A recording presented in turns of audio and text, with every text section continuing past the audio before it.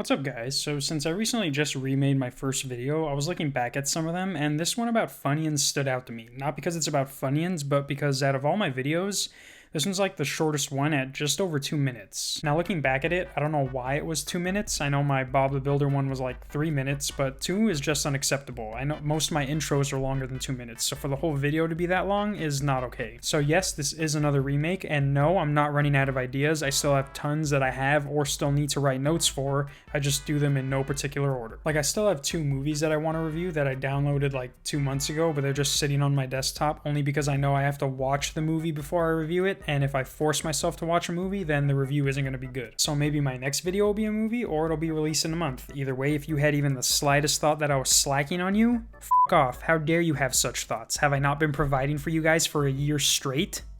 Don't be a dick, alright? Anyways, if you haven't seen the original video, again, please don't. The lighting is worse than the Titanic video, and while some of the jokes are on point, I know I can do better. My guy Steve just dropping philosophical knowledge out of nowhere. Steve, I don't think the company wants these secrets out. Mind you, the actual video I'm reviewing is like 2 minutes also, but this video should already be a minute, and I haven't even started reviewing anything. So with that being said, let's see how they make America's smelliest chips. I love Funyuns. So first off, I just want to say that in the last video, I was making fun of this guy. I still am, but just not as much, because now he kind of reminds me of that Honey Bunches of Oats lady. Like, I'm pretty sure at every snack food / cereal factory, there's always that one black employee who has the personality to be the unofficial spokesperson for that brand. This is the Funyun production line.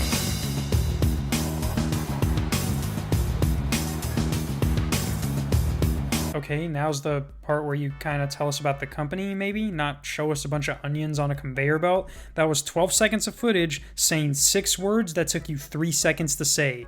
I'm not good at math, but those ratios are f***ed. Like, dog, does National Geographic know what you're doing, or were you like, alright, to make this quick so my boss doesn't find out, for every 20 seconds of footage, I need 1 sentence of dialogue. I don't even care if you describe exactly what's going on. Just make it quick. Like, who's the executive at National Geographic that said, alright guys, let's take a break from the animals and beautiful sceneries for a second. People need to know how Funyuns are made. They're called the Funyun because they're fun and they have an onion flavor, so we call them Funyun. How the f*** are they fun, Steve? Onions are never fun. When has somebody ever said, you know what? It's gonna be fun cutting this onion. Like, we're not ogres. They're not fun. You can't even call them fun because of their shape. People aren't going online to sell Harambe-shaped Funyuns. Maybe if they were shaped like those silly bands. You guys remember those? Those wristbands that came in all different shapes? Maybe if Funyuns were shaped like that, they'd be fun. But you're basically right now selling people dried up onion rings. They start with a basic ingredient: cornmeal. Look, what I tell you, that was like 13 seconds of footage and they said like 2 things, one of them being the dumbest shit I've ever heard. They start with a basic ingredient. Literally everything starts with a basic ingredient. I didn't think you guys were gonna add magnesium sulfate. The f***, you're making onion chips. We start with a basic ingredient. No shit. Tell me something I don't know, like when were they invented, or like what onion freak wanted to invent these. Like, I want to know about the product, not stuff I can be taught in a cooking class. We add cornmeal and water to this apparatus, we mix it up, and then it goes over to that particular hopper.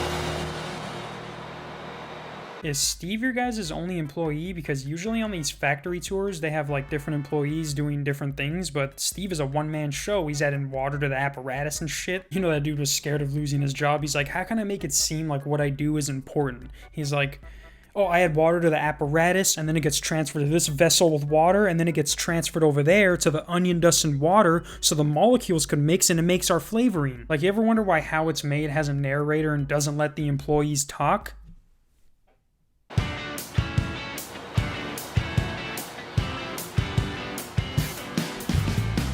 That's the same machine from earlier, what the f***? They just had the camera move slower. At least there's someone else working with Steve, though. I don't care how good that personality is. He's one misstep away from being out of commission for years with them old hips.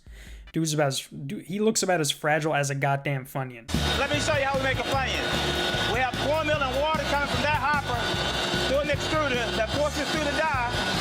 It creates a popcorn effect that turns into a Funyun. Hey Steve, next time put your mic right next to the machine because I can hear everything you're saying. I'd love it when you tell me how to make a Funyun, but you're voices being drowned out by the sweet sound of a heavy machine. Look, and it's the same machine they showed us twice already. Just show us something else. It's a whole goddamn factory. You couldn't talk to the dude that was working with Steve, like ask him what he's up to? No, you just want to keep showing us that machine. All right. The director is just like, I've seen a lot of Funyuns come out of that machine. I think we're going to keep a camera here at all times, guys, all right? We got to keep an eye on this fucking machine. Inside this machine, the cornmeal and water are heated and kneaded, but as the product is forced out through the die, it hits a lower atmospheric pressure, causing the dough to puff up and cook instantaneously. Now I know why they didn't want to say that much about the other parts. This whole clip right here could have been the whole video. You didn't need Steve, the factory, nothing. You told us very well, by the way, how a Funyun was made. I didn't need Steve hovering over a loud-ass machine so I can fucking hear nothing.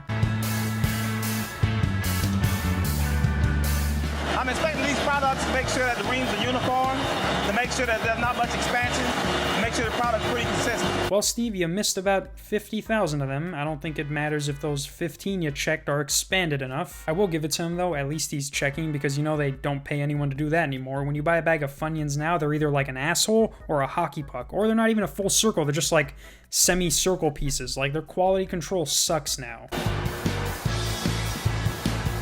After we fry them, add the seasoning, then it's a Funyun. Fry to fry, they'll call it Colette. Steve, my dude, step away from the fucking machines. I cannot hear you. And really, it's not even his fault. It should be the sound guy being like, guys, can we maybe take like 2 steps back from the large machine that's making so much noise? I mean, damn, dude, the one time he's actually telling us something important, you're like, let's have him stand in the noisiest part of the factory.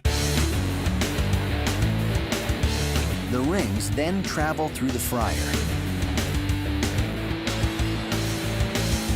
Let me guess, he's gonna say one more obvious fact about the product that we could read off the back of the bag. And into the drum, where a salt and onion mix gives the Funyun its flavor.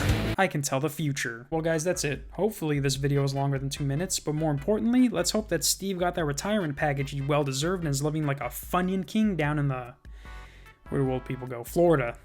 He's living like a Funyun king in Florida with all the bath salt smoking Funyun lovers. Until next time, peace. L7, baby, LL7. Know the essence of our presence. Got you present for a fact, baby. Reynolds rap, all the grass in the sack.